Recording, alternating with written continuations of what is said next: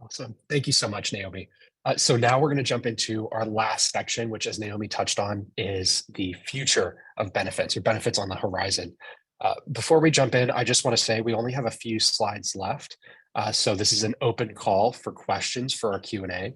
If there's anything you have on your mind or that pops in while we're discussing, please feel free to use the Q&A function as a part of this webinar. And we will very shortly be getting to all of those. So looking at benefits in development, we asked all of the partner companies we collaborated with, what are you working on right now? What are you seeing in the market? What are you expecting next 1 to 5 years? And we got to see some really, really interesting benefits that are going to come out soon. One of the biggest buckets that we heard really surrounds comprehensive women's health care.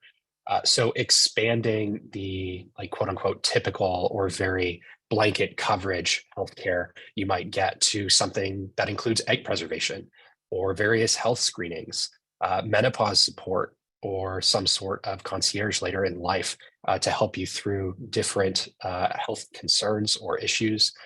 Really, really interesting to see this on the horizon, and lots of our partner companies were mentioning this, so I would expect it to be coming out soon. We're also seeing a big trend towards equitable family formation. The big thing that we think of is parental leave, right? Lots of companies offer some form of maternity leave. Fewer offer paternity leave. But now we're seeing this shift towards just parental leave in general. No maternity, paternity. And that parental leave can also apply to things like adoption or surrogacy. And companies will also help to cover some of those adoption and surrogacy costs as well. So not only does this provide just greater equity for all family structures, but it also really is tailored towards the LGBTQIA plus families out there. We're also seeing lots of trends towards flexibility in general. I'm sure you've heard stuff about flex time.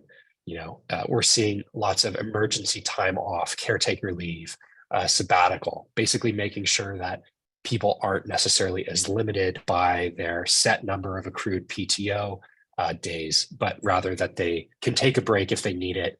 If an emergency comes up and they're out of PTO, they're covered, things like that. Similarly, we're seeing flexible work arrangements. So a flex schedule where you can more or less pick the hours that you work, or flexible weekly format. We're seeing talk of the 4-day work week, and then also the 980 or the 89, depending on your organization, where you only work 9 days out of a 2-week period and you get that extra Friday off. We're also seeing lots of talk related around well-being, and that might be one of the new buzzwords of 2023. We're really seeing this in the health space as well. Things expanding on traditional health benefits to include more exercise reimbursements, mental and physical therapy. We're seeing mental health support, hotlines through the company or vendors.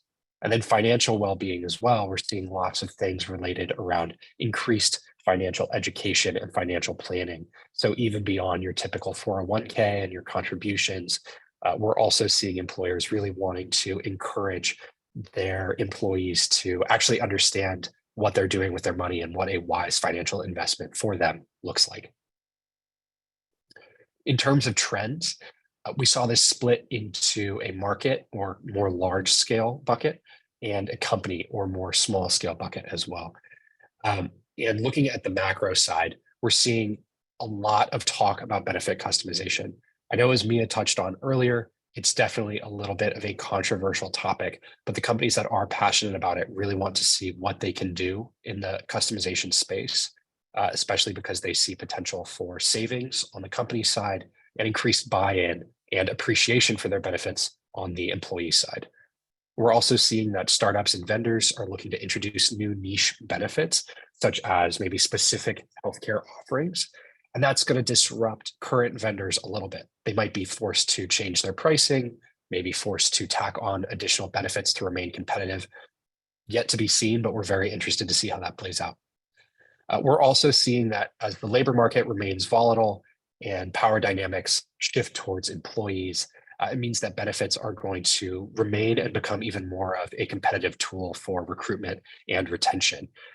And as I mentioned some on the last slide, we're also seeing this advocacy approach taken where employers are really caring about employees' well-being and advocating that for them as a whole person rather than just a worker. On the company side, we're also seeing this continued emphasis on DEI, and that's going to be wrapped into just about everything that goes on benefits-wise in these companies. And to touch on what Mia was talking about earlier, we're seeing a huge focus on simplified communication, and with that, simplified benefits navigation to make sure that people actually know what they have and how to use it. We're also seeing this well-rounded emphasis on community, meaning, and purpose in the workplace. So it's not just a place where you go to work, but rather a place that supports you holistically. You have people there that rely on you, you're tied in, and it's fulfilling to be a part of the community. And then we're also seeing those increased financial perks and introduction of some Eastern medicine coverage, which is very exciting.